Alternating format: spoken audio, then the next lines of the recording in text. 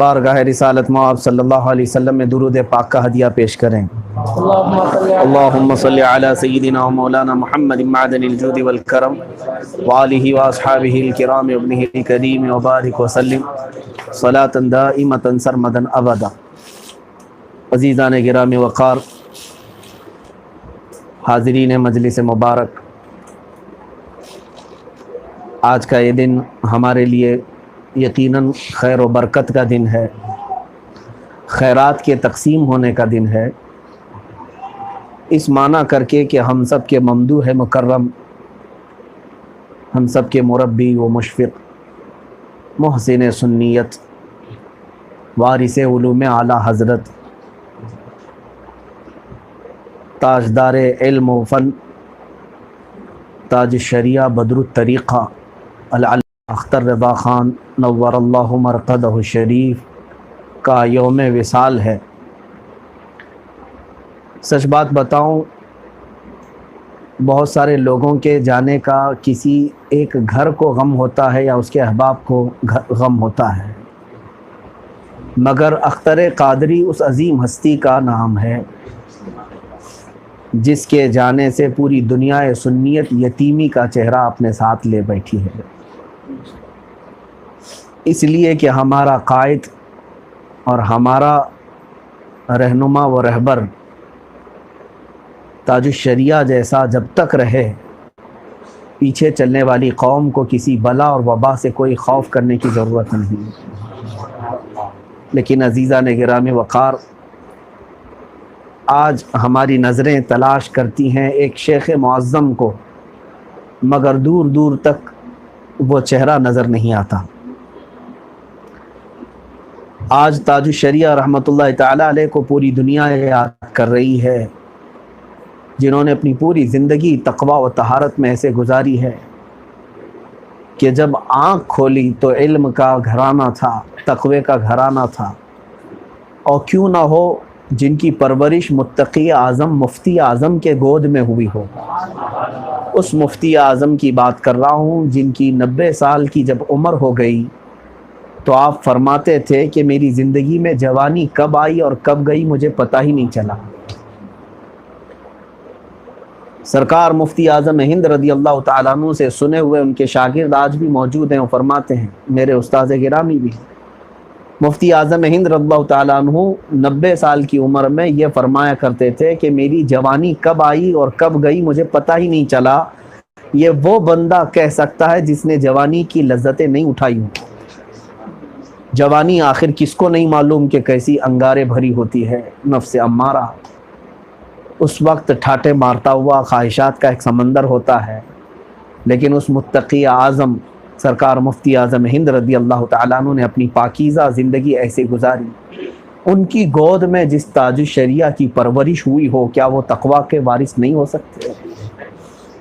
عزیزان گرامی وقار، کہنے کے لیے بہت سارے شوشے ہیں، بہت سارے ٹاپکس ہیں، بہت سارے عناوین ہیں۔ مرشد گرامی پیر برحق روشن ضمیر پیر جن کو کہا جائے، تاج الشریعہ رحمۃ اللہ تعالی علیہ کے علم پر گفتگو کی جائے وہ الگ ایک عنوان ہے، آپ کے تقوی پر گفتگو کی جائے وہ ایک الگ عنوان ہے، آپ کی سیرت پر گفتگو کی جائے وہ الگ عنوان ہے، آپ کے خاندان کی نجابت و شرافت پر گفتگو کی جائے وہ ایک الگ عنوان ہے، بلکہ محض آپ کے چہرے پہ گفتگو کی جائے وہ ایک عنوان ہے، لاکھوں میں وہ چہرہ دوسرا ملتا نہیں۔ عزیزان گرامی، اس آج کی ہماری محفل میں ہم تمام شعبوں کو اور تمام گوشوں کو محیط تو نہیں کر سکتے، گھیر تو نہیں سکتے، لیکن جو باتیں ہمارے ایمان کو تازہ کر دیں، ہمارے دلوں کے اندر پھر سے جذبہ ایمانی بیدار کریں، وہ میں عرض کرنے کی ضرور کوشش کرتا ہوں، اس لیے کہ صوفیہ اکرام نے فرمایا ہے پیر وہی ہے جس کو دیکھ کر اللہ یاد آئے اور جس کو دیکھنے کے بعد گناہوں سے نفرت پیدا ہو۔ آج میں اسی پیر کا ذکر کروں گا جس پیر کے ذکر کو سننے کے بعد آپ سب کے دلوں میں توبہ کی تو تمنا بڑھ جائے گی، جس پیر کو سننے کے بعد آپ کے اللہ کی شدت سے یاد آئے گی، اسی پیر کا میں آج اس محفل میں ذکر کروں گا، اور محفل کے ختم ہونے کے بعد آپ خود اپنے دل پر ہاتھ رکھ کر کے محسوس کرنا میں نے اس پیر معظم کی باتیں جو سنی ہیں تو آخر میرے دل میں کیا تبدیلی آئی ہے اور مجھے اللہ رب العزت سے ملنے کی کیسی تمنا ہو رہی ہے۔ تو آج ان کی وصال کے بعد ہمارے ایک چھوٹی سی محفل میں ان کی باتوں سے ہمارے دلوں میں توبہ کی تمنائیں جاگتی ہیں، تو پھر جن لوگوں نے ان کی محفلوں میں شرکت کی ہے، باضابطہ بالمشافہ آپ سے ملاقاتیں کی ہوں، آپ کی درس میں رہے ہوں یا آپ کے مرید ہوئے ہوں، آپ کے سے بیعت کیے ہوں، خلافت لیے ہوں، ان لوگوں کو یقیناً تاج الشریعہ رحمۃ اللہ تعالیٰ علیہ کے قریب رہنے کا سب کو احساس ہے کہ اللہ رب العزت کی یاد آتی تھی اور گناہوں سے نفرت پیدا ہوتی تھی۔ آپ میں سے جو بڑے لوگ ہیں اکثر جانتے ہوں گے تاج الشریعہ کے مجالس کو، ان کی محفلوں کو اور ان کے جلسوں کو۔ سرکار تاج الشریعہ رحمۃ اللہ تعالیٰ علیہ اکثر جن جلسوں میں جایا کرتے تھے آخر وقت پر صرف دعا کے لیے حاضر ہوا کرتے تھے، اور دعا کے دوران ہی آپ بیعت کرتے اور کچھ نصیحتیں، وہی تقریر ہوتی تھی، وہی دعا ہوتی تھی، وہی سب کے لیے میسج ہوتا تھا۔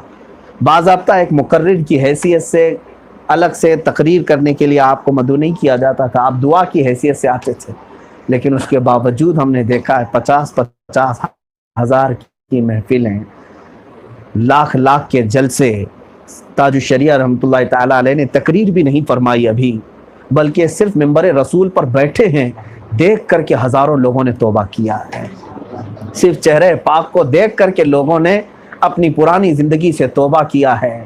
ایسی مثالیں بہت موجود ہیں میرے عزیز، بہت موجود ہیں۔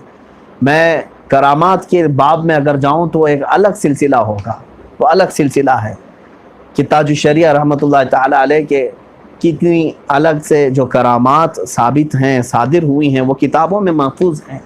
لیکن میرے عزیزوں، میں کہتا ہوں کہ تاج الشریعہ رحمۃ اللہ تعالیٰ علیہ کی جو سب سے بڑی کرامتیں ہیں، وہ 2 کرامتیں جو میں آپ کو بتانا چاہوں گا۔ سب سے بڑی کرامت ایک تو یہ ہے کہ وہ ہمیشہ حق بولتے تھے۔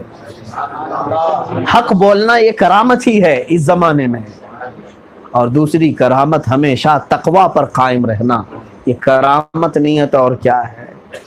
تاج الشریعہ رحمۃ اللہ تعالیٰ علیہ کی یہ کرامتوں میں سے یہ ہے کہ آپ نے ایسے زمانے کو بھی جہاں پر لوگ محرمات یعنی حرام چیزوں سے نہیں بچ پا رہے ہیں، تاج الشریعہ شبہ کی چیزوں سے بھی محفوظ رہتے تھے، جس میں شبہ ہے، شک ہے حلال یا حرام ہونے میں، ان چیزوں سے بھی اپنے دامن کو بچائے رکھے پوری زندگی بھر میں۔ ان کے درس میں بیٹھنے والے ان باتوں کو اچھی طرح سے جانتے ہیں، سیمینار میں شرکت کرنے والے مفتیان کرام اچھی طرح سے جانتے ہیں جب آپ کا قلم چلتا تھا تو کتنے احتیاط کے ساتھ، اور آپ فرمایا کرتے تھے کہ اگر آج میں صرف شبہ کو بھی جائز کہہ دوں تو میرے بعد مریدین حرام کو بھی جائز کہنے لگ جائیں گے۔ ہوتا یہی ہے۔ شیخ سعدی رحمۃ اللہ تعالیٰ علیہ نے فرمایا، بادشاہ اگر آدھے انڈے پر ظلم کو جائز کہہ دے تو اس کی رعایا پورے مرغوں کو سیخ پہ چڑھا دے گی۔ ہوتا یہی ہے، بڑا ایک بات اگر کہہ دے تو نیچے والے اس میں مسالے لگا کر بہت کچھ کہہ جائیں گے۔ تاج الشریعہ رحمۃ اللہ تعالیٰ علیہ یہی فرمایا کرتے تھے کہ اگر میں کسی شبہ کو بھی حلال اور جائز کہہ دوں آج تو بعد والے نہ جانے کتنی بڑی بڑی چیزوں کو بھی جائز کے زمرے پر لے آئیں گے۔ اسی لیے آپ کا تقوی رہا ہمیشہ زندگی بھر۔ عزیزان گرامی وقار، سیدی تاج الشریعہ رحمۃ اللہ تعالیٰ علیہ کو جو علم حاصل تھا وہ علم کسبی نہیں بلکہ میں علم لدنی حاصل تھا۔ ایک ہوتا ہے کسبی، محنت سے حاصل کیا علم، محنت سے حاصل کرنے والے، یہاں گئے وہاں گئے ڈگریاں حاصل کیے، یہ بھی علم ہے۔ اور ایک ہوتا ہے من فضل اللہ، اللہ کے فضل سے کسی بندے کو بے انتہا علم سے نواز دیا جائے، بغیر کچھ کتابیں دیکھے ہوئے، بغیر بہت سارے درسگاہوں کو طے کیے ہوئے، اللہ تعالیٰ کی طرف سے جو علم عطا ہوتا ہے اس کو علم لدنی کہتے ہیں۔ تاج الشریعہ رحمۃ اللہ تعالیٰ علیہ علم کسبی بھی حاصل کیے ہیں اور علم لدنی بھی حاصل کیے۔ ان کو علم لدنی بھی حاصل تھا۔ علم کسبی اس طور پر کہ آپ باضابطہ مدرسے میں داخلہ بھی لیے منظر اسلام میں اور پوری تعلیم حاصل کی، اور کالج، انٹر کالج جو آج بھی ہے بریلی کا، وہاں پر آپ نے ہائی اسکول کی تعلیم بھی حاصل کی، اور اس کے بعد جامعہ ازہر جو دنیا کی سب سے بڑی یونیورسٹی ہے وہاں تک بھی پہنچے۔ اس وقت جانے کا اتنا رواج نہیں تھا جس وقت آپ مصر گئے تھے، بہتوں کو تو پتہ بھی نہیں تھا ہندوستان میں کہ کوئی وہاں پر بھی ایک مصر میں جامعہ ازہر جیسی بڑی یونیورسٹی ہے.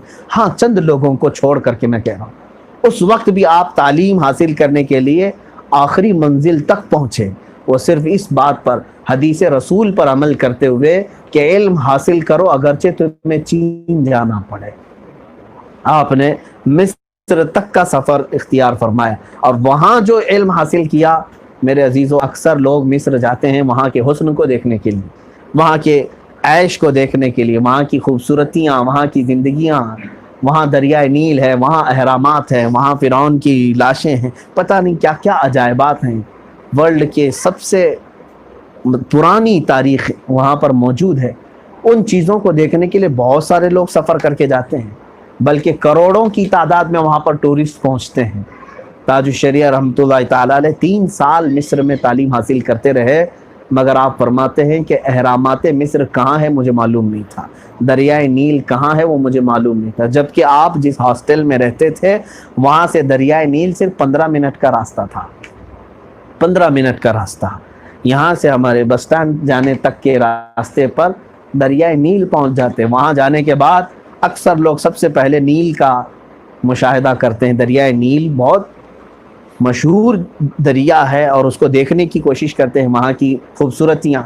لیکن تاج الشریعہ رحمۃ اللہ تعالیٰ علیہ جس مقصد کے تحت وہاں گئے تھے, اپنے اس مقصد سے ایک ذرا برابر بھی آپ نے قدم کو نہیں ہٹایا, بلکہ پوری مکمل تعلیم حاصل کرتے رہے.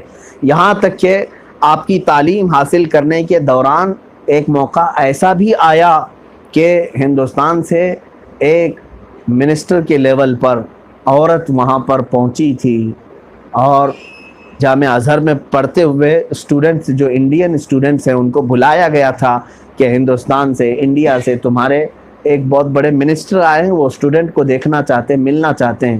تاج الشریعہ رحمۃ اللہ تعالیٰ علیہ اس محفل میں بھی نہیں شرکت فرمائے کہ میں کسی اجنبی عورت کے سامنے نہیں جا سکتا. یہ طالب علمی کے زمانے کی بات ہے. متقی بن کر دکھائے اس زمانے میں کوئی ایک میرے تاج الشریعہ کا تقویٰ چھوڑ کر. ہم جیسوں سے بھی میرے عزیزوں وہ تمام چیزیں نہیں ہو سکتی. ہم بہت سارے گناہوں میں ملوث ہیں, بہت ساری خطاؤں میں ملوث ہیں. اللہ ہمارے گناہوں کو معاف کرے, ہماری خطاؤں کو درگزر کرے. مگر میرے عزیزو, تاج الشریعہ رحمۃ اللہ تعالیٰ علیہ اللہ تعالیٰ کی طرف سے دی ہوئی ہم سب سنیوں کے لیے ایک عظیم نعمت کا نام ہے. ایک ایسی نعمت کا نام ہے جس کے جانے کے بعد پل پل آج احساس ہوتا ہے. سچ بتائیں تو کل سے ہی میرا دل بھاری بھاری سا تھا.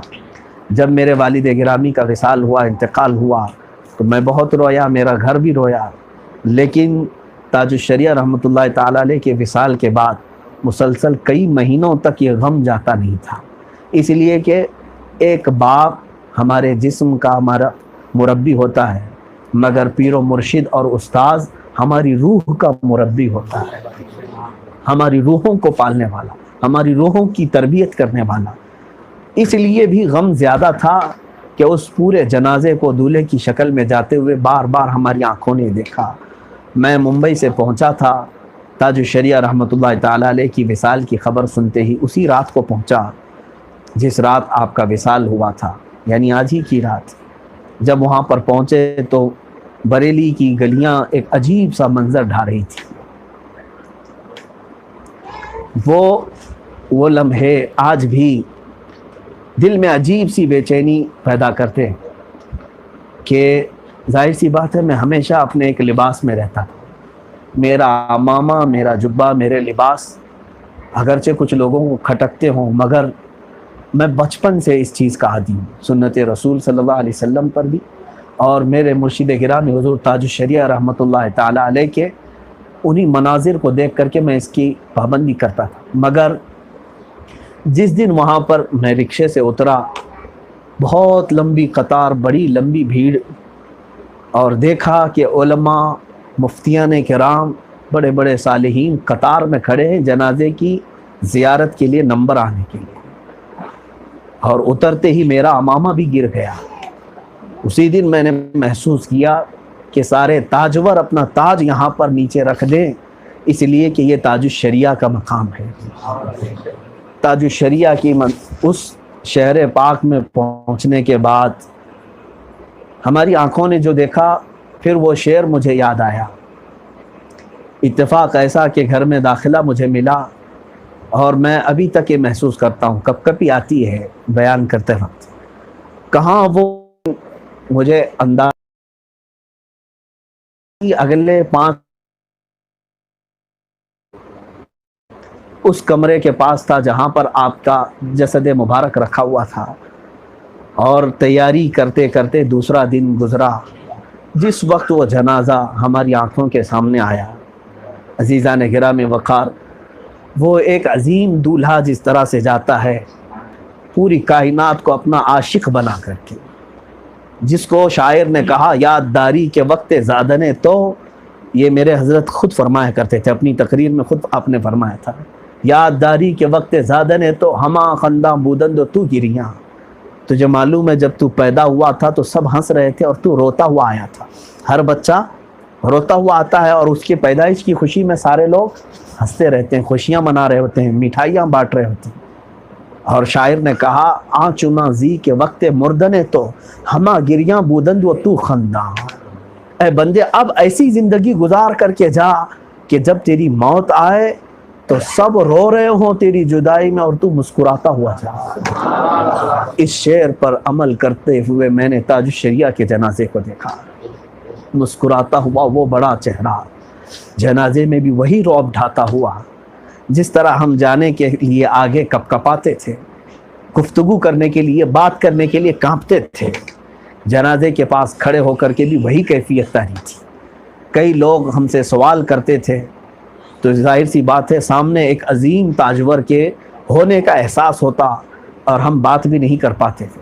یہ اللہ والوں کی مثال ہے میرے عزیزو.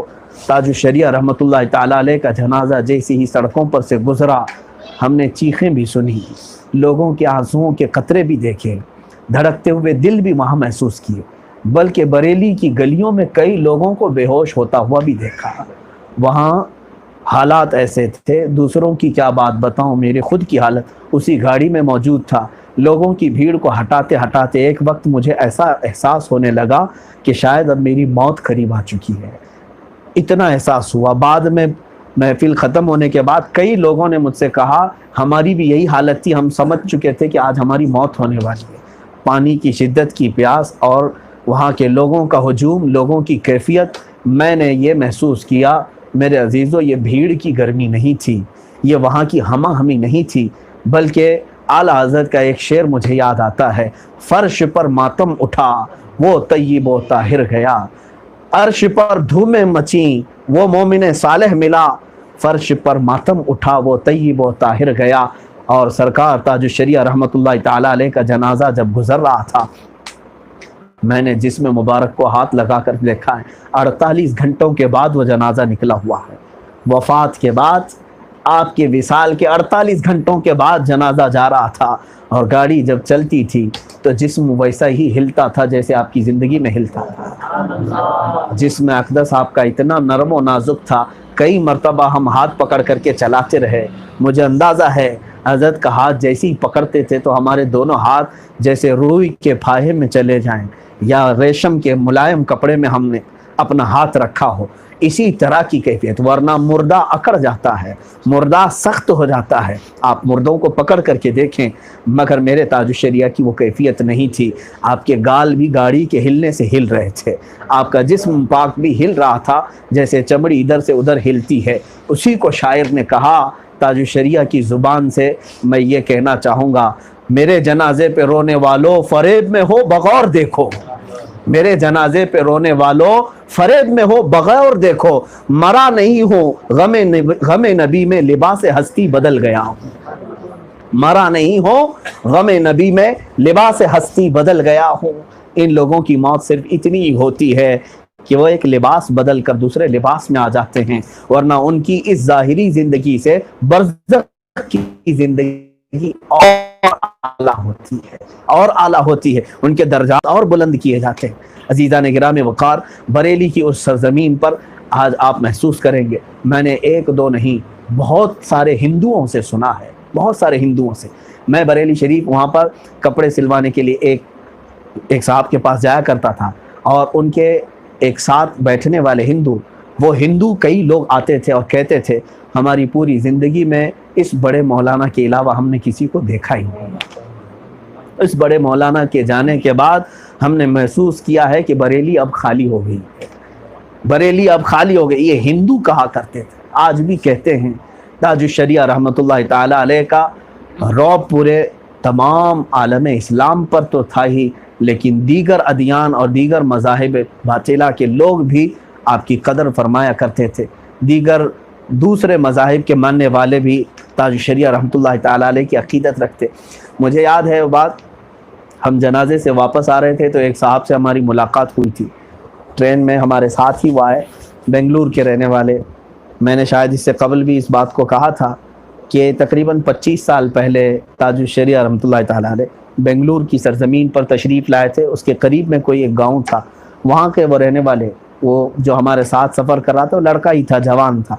اس نے کہا بنگلور آئے تھے تو پھر ہمارے گاؤں سے گزر ہوا تھا، تاج الشریعہ رحمۃ اللہ تعالیٰ علیہ کو آ کر کے لوگوں نے اچانک ایک ایسی خبر سنائی کہ آپ نے اپنی گاڑی روک لی تھوڑی دیر کے لیے جبکہ آپ کو گزرنا تھا۔ لوگوں نے کہا کہ اس گاؤں کو ایک اپشگن ہوا ہے۔ اپشگن یعنی یہاں پر کچھ عورتیں ایسی بانجھ ہو جاتی ہیں شادی کے بعد کہ ان کو کبھی اولاد نہیں ہوتی، کبھی اولاد نہیں ہوتی۔ اس گاؤں کو کہیں اس فلاں جگہ سے بیاہ کر کے لاتے ہیں تو عورتیں بانجھ ہو جاتی ہیں، اولاد نہیں ہو پاتی۔ کئی عورتوں، کئی گھروں میں ایسا حال ہے۔ تو آپ کے پاس شکایت لے کر کے ایک شخص آئے تھے، تاج الشریعہ رحمۃ اللہ تعالیٰ علیہ نے پانی پڑھ کر دم فرمایا اور کچھ ان کو دیا، کہا کہ اس کو پانی میں لے کر کے پی لیں۔ وہ کہتے ہیں کہ وہ جیسے ہی گزرنے لگے ایک دوسرے اور آئے، ایک تیسرے اور آئے، انہوں نے بھی کہا کہ ہمارے ہاں بھی یہی شکایت ہے، عورت بانجھ ہے، ڈاکٹروں نے کہہ دیا ہے کہ علاج نہیں ہوتا، اولاد نہیں ہو سکتی ہے۔ آپ نے فرمایا کہ جس کو ہے اس کو پانی پلا دیں۔ وہ گاڑی وہاں سے رخصت ہو گئی۔ جنہوں نے یہ بیان کیا وہی میں کہتا ہوں کہ وہ گئے تو وہاں پر تقریباً 12 لوگ اس طرح کے شامل ہو گئے اور وہ ایک ہی پانی 12 عورتوں کو پلایا گیا، 12 عورتوں کو پلایا گیا۔ تاج الشریعہ رحمۃ اللہ تعالیٰ علیہ نے جو دیا تھا، وہ صاحب کہتے ہیں اس کے اگلے ہی سال وہ 12 عورتوں کو 12 لڑکے پیدا ہوئے، ان 12 میں سے ایک میں ہوں۔ اس نے کہا کہ ان 12 عورتوں میں سے ایک میں ہوں جو آج میں جنازے میں شرکت کے لیے، میری ماں کے یہ میری وصیت تھی کہ چاہے تجھے پوری دنیا بیچنا پڑے لیکن تاج الشریعہ رحمۃ اللہ علیہ کہ ہاں تو ضرور تجھے حاضر ہونا ہے۔ تو اسی وقت اس نے 3 فلائٹ تبدیل کیا اور جنازے میں حاضر ہوا۔ اس نے یہ خود اپنی بات ہمیں سنائی تھی۔ ایسے نہ جانے کتنی کرامتیں، کتنوں کو نوازا۔ عزیزان گرامی، اولاد اللہ ہی دیتا ہے، مگر اپنے محبوبوں کی جب بات آتی ہے تو مولا انہیں رد نہیں فرماتا، انہیں رد نہیں فرماتا، انہیں مایوس نہیں کرتا۔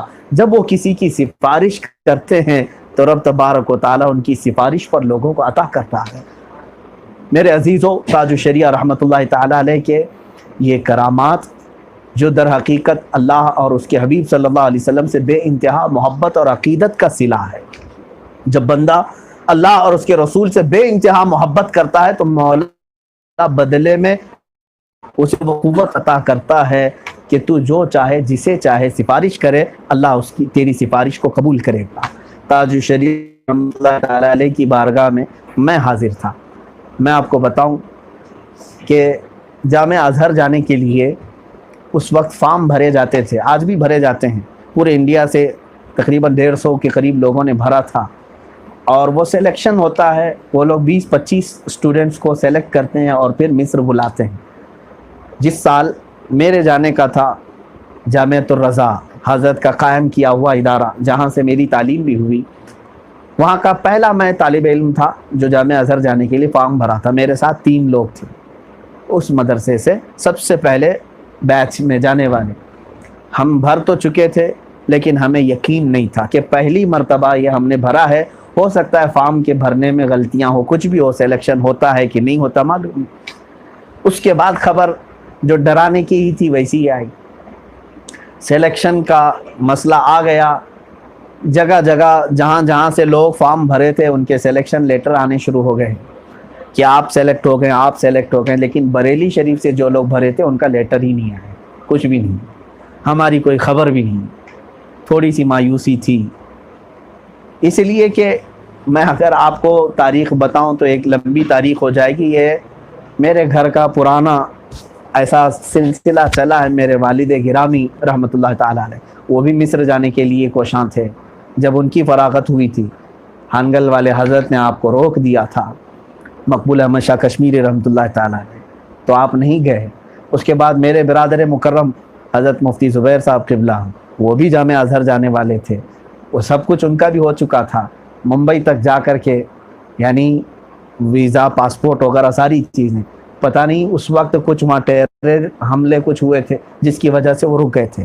تو تیسرے نمبر پر میں نے بھی یہی سوچا کہ شاید یہ چلتی ہوئی آ رہی ہے رسم، میرے ساتھ بھی ویسے ہی ہونا ہے، لیکن ہوا ایسا نہیں۔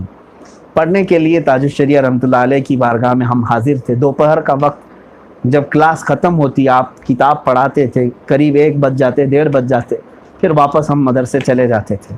آپ کے گھر میں تعلیم ہو رہی، تو آپ نے خود ہی پوچھا کہ کیا ہوا تمہارا جامعہ ازہر کا جو فارم بھرے تھے آیا کہ نہیں آیا؟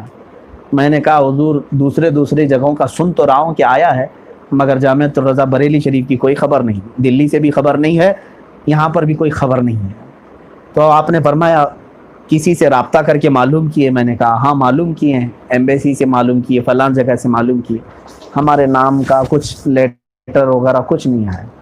تھوڑی دیر آپ خاموش رہے اور اس کے بعد فرمایا کہ جاؤ اعلیٰ حضرت کے مزار پاک پہ اور میرے ابا کے مزار پہ جانا۔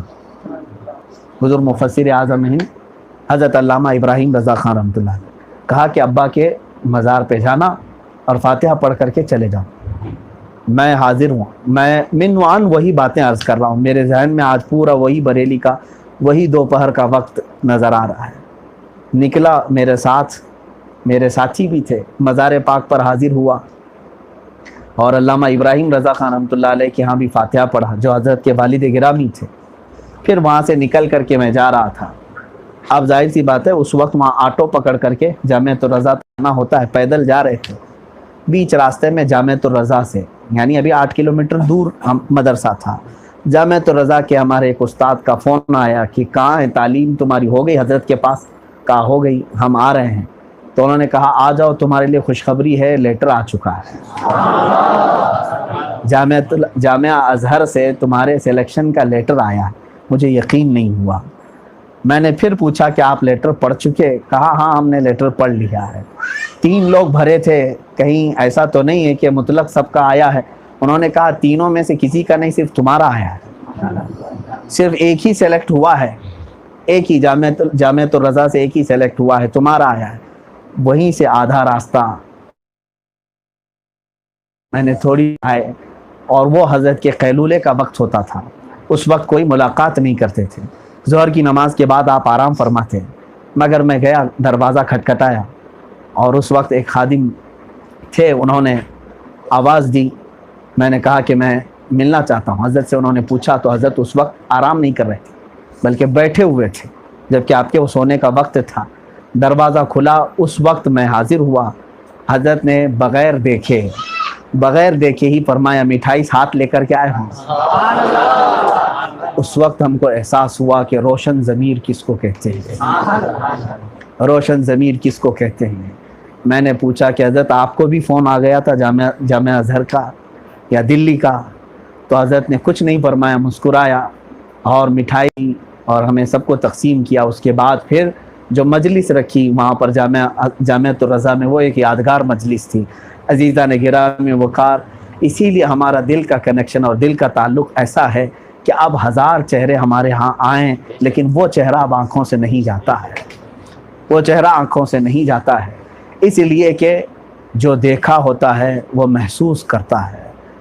ہم نے آپ کے شب و روز کو دیکھے، آپ کی تنہائیوں کو اور آپ کے ظاہر کو، آپ کے مجمع میں رہنے کو، اور اس کے بعد ہماری دستگیری کرتے ہوئے، مدد کرتے ہوئے تمام چیزیں ہم نے دیکھی ہیں۔ عزیزان گرامی، تاج الشریعہ سے جو بیعت تھے انہیں ذرا برابر بھی کلک نہ ہو کہ انہوں نے ایسے ویسے پیر کا دامن نہیں تھاما، بلکہ وہ نائب غوث الورا تھے، نائب غریب نواز تھے، نائب اعلیٰ حضرت تھے۔ اپنے زمانے میں انہوں نے اسلاف کے پورے کردار کو مکمل طور سے نبھایا ہے۔ کبھی بھی خاندان اعلیٰ حضرت مسلک اعلیٰ حضرت پر آنچ آنے نہیں دی۔ اعلیٰ حضرت رضی اللہ تعالیٰ عنہ کی ذات پر کوئی انگلی اٹھائے ایسا کوئی کام آپ کی پوری زندگی میں نظر نہیں آتا کہ کہیں کوئی اعلیٰ حضرت کے بارے میں کہہ سکے کہ اعلیٰ حضرت تو ایسے تھے، ان کے پوتے ایسے ہیں، کبھی نہیں کہہ سکے، بلکہ لوگوں نے یہ کہا ہے پوتا ایسا ہے تو اعلیٰ حضرت کیسے ہوں، یہ ضرور کہا ہے۔ آپ نے محسوس کیا ہوگا نواسا ایسا ہے تو نانا کیسا ہوگا۔ بہت سارے لوگ ایسے ہوتے ہیں جن کو دیکھ کر کے دنیا یہ کہتی ہے اتنے بڑے باپ کے بیٹے دیکھو کیسے ہیں، ان کے حالات آج کیسے ہیں، بڑے باپ کے بیٹے ہیں یہ بگڑے ہوئے ہیں۔ لیکن تاج الشریعہ رحمۃ اللہ تعالیٰ علیہ کے متعلق پوری دنیا میں سے کوئی ایک شخص بھی ایسا نہیں کہہ سکتا، حتیٰ کہ دیوبند کے لوگ بھی سرکار تاج الشریعہ رحمۃ اللہ تعالیٰ علیہ کے تقوی کو مانتے تھے۔ اور حد تو یہ ہے میرے عزیزو، جامعہ ازہر کے وہ مشائخ جن کے ہاں بہت ساری چیزیں آج جائز کے مرحلے میں آ گئی ہیں، بہت ساری چیزیں، وہاں پر ایسی آزادی کا ایک دور چلا ہوا ہے کہ تسلب نہیں رہ گیا، جس کو ہم سمجھوتا کہہ رہے ہیں۔ آج بہت سارے لوگ ہمارے یہاں بھی سمجھوتا ایکسپریس میں سوار ہو رہے ہیں، ہر چیز کو کمپرومائز کر لو۔ ارے بھائی زمانے کے اعتبار سے چلنا پڑتا ہے، آپ کیا کیا بولیں گے؟ آپ زمانے کا اسلام لے کر کے آئے ہو کہ میرے نبی کا اسلام لائے ہو؟ مصطفیٰ کریم صلی اللہ تعالیٰ علیہ وسلم کے اگر اسلام پر قائم ہو تو تم زمانے کو اپنے مطابق ڈھال دو، یہ نہیں کہ زمانے کے مطابق اپنے آپ کو ڈھال دو، ایسا نہیں۔ اس کو تو گرگٹ کہتے ہیں، وہ رنگ دیکھ کر کے بدل لے۔ گرگٹ نہ بنو بلکہ اپنی چھاپ دوسروں پر چھوڑ جاؤ، اپنی چھاپ دوسروں پر چھوڑ جاؤ۔ تاج الشریعہ رحمۃ اللہ تعالیٰ علیہ کا تقوی اور آپ کی جرأت، آپ کی شجاعت وہ ہزاروں برس تک زندہ رہے گی اگر قیامت نہ آئے میرے عزیزو، اس لیے کہ ان کی سب سے بڑی کرامت ان کا تقوی ہے اور ان کی حق گوئی ہے۔ آج ان کے مریدین میں اور ان کے چاہنے والوں میں یہ بات آ جائے، میں یہی محسوس کرنا چاہتا ہوں، حق بولو اگرچہ اس پر موت آ جائے، حق بولو اگرچہ اس پر موت آ جائے۔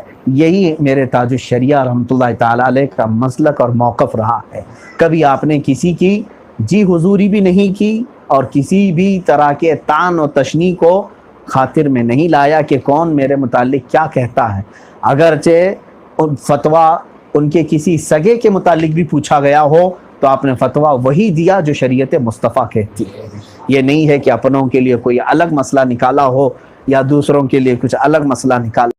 تاج الشریعہ رحمۃ اللہ تعالیٰ علیہ کی اس ادا